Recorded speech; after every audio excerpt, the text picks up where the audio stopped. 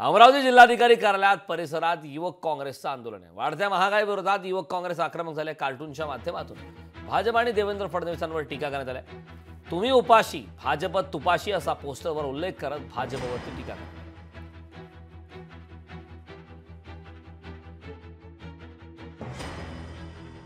70 वर्ष वर्सेस 10 वर्ष जर आपण पकडले गेले तर 70 वर्षात 70 रुपये पेट्रोल यायला लागले। 10 वर्षात ते 110 गेले। सिलेंडर 400 रुपये 70 वर्षात, यांचे 10 वर्षात 1100 रुपये।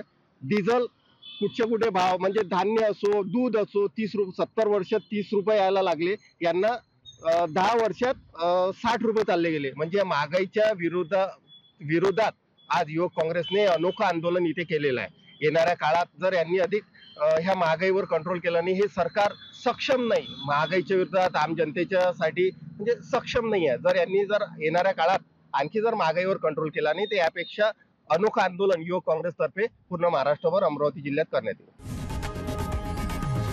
लोकशाही मराठी ऐका, पहा, जागरूक रहा।